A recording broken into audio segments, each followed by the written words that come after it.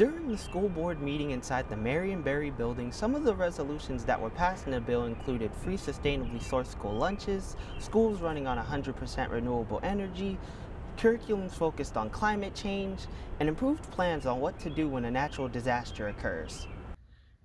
After last year's controversy between Angel Reese of LSU and Caitlin Clark of Iowa in the national championship game, popularity in women's college basketball soared for this season.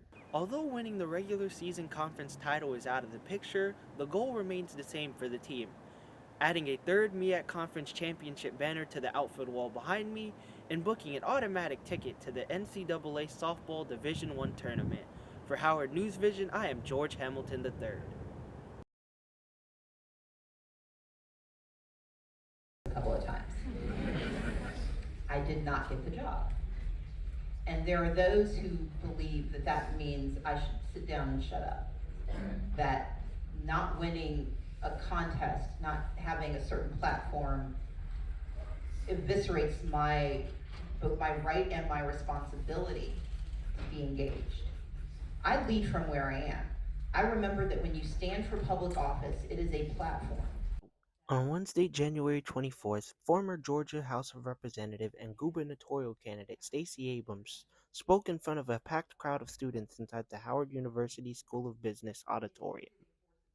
The fireside chat was moderated by Tia Dickerson, who is a PhD candidate in the Department of Sociology and a graduate assistant to the endowed chair.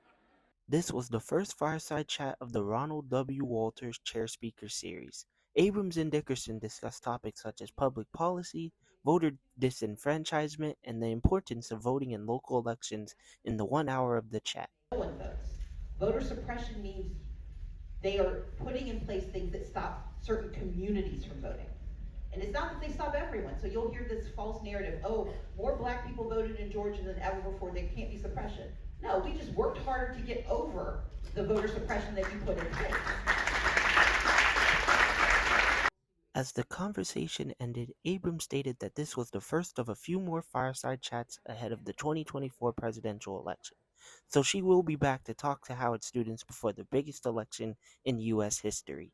I am George Hamilton III reporting for Howard University. Vehicle emissions and natural gases are just two of the leading causes of climate change. However, DC public high school students want to change that narrative.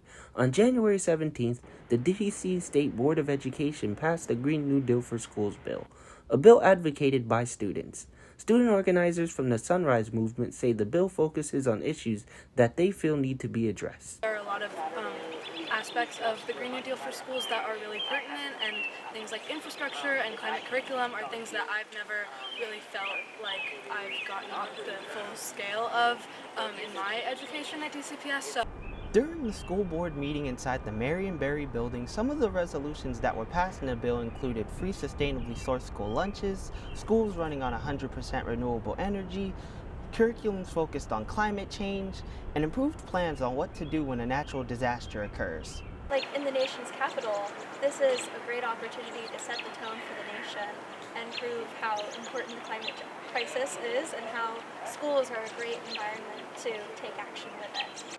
With the board's passing of the bill, this now makes DC the second school district nationwide to take up the policy.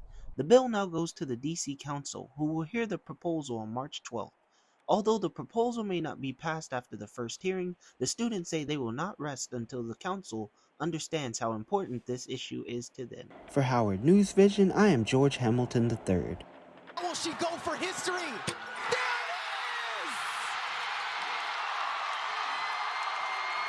The all-time leading scorer in women's college basketball.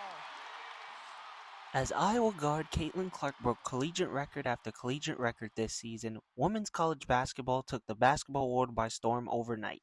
With top players such as Clark, LSU forward Angel Reese, and USC freshman guard Juju Watkins, amongst many other top players playing for their respective schools, more eyes have been on the sport than ever before. Why aren't some of the best teams not, on national broadcasts? And once we kind of started putting our foot down on that, they saw that the viewership went up for all these games, and the audience was there. They just made it more accessible for everyone else to include in. Viewership numbers for the regular season this year exceeded expectations, with some games averaging more viewership than NBA games during the same time slot. After last year's controversy between Angel Reese of LSU and Caitlin Clark of Iowa in the national championship game, popularity in women's college basketball soared for this season.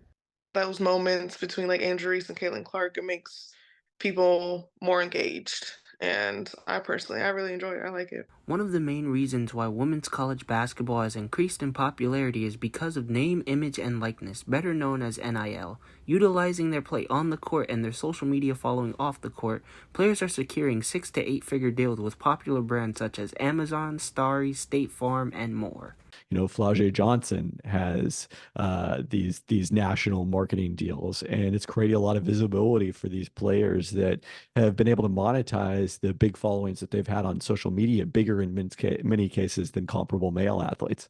Many records were broken, as South Carolina became the 10th team in women's college basketball history to win the national championship and finish the season undefeated. For the first time ever, the women's final averaged more viewers than the men's final. Individual scoring records that stood for over 40 years were broken, and the first black head coach to win 3 national championships was crowned. Lastly, viewership reached an all-time high, which only indicates that almost everyone watches women's sports. For Howard News Vision, I am George Hamilton III. The Howard University softball team is on pace to have its best season in program history. During the regular season, the Lady Bison currently have an overall record of 29-11 and a conference record of 13-5. Although they sit in third place in the MEAC conference, they are 3 wins shy of surpassing the program record for wins set by the 2022 team.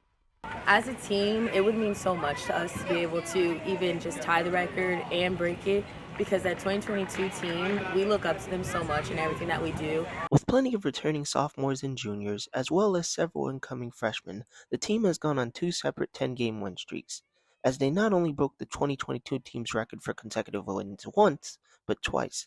They first went on an 11-game win streak from February 16th to March 3rd. They broke that record again, most recently winning 12 straight games from March 16th to April 13th. I would say it doesn't take anything big as a team of 30 girls. Like Coach always says, that we can always lean on each other and, do the things that come simple to us and do the things that we practice every single day to, start these win streaks. Sports in general is about forming a bond and even a family between teammates. Coach Tyson has seen some of the little things that has brought this team together, such as where everybody sits on the bus. We have an excellent combination of experience, and then we've got these very youthful freshmen that have brought a positive energy. Everyone's got a different role that they serve, and they've done a good job of flipping when that role needed to change. So I tell everybody, I think we just got the right people at the right time. Although winning the regular season conference title is out of the picture, the goal remains the same for the team. Adding a 3rd MEAC Conference Championship banner to the outfield wall behind me, and booking an automatic ticket to the NCAA Softball Division I tournament. For Howard News Vision, I am George Hamilton III.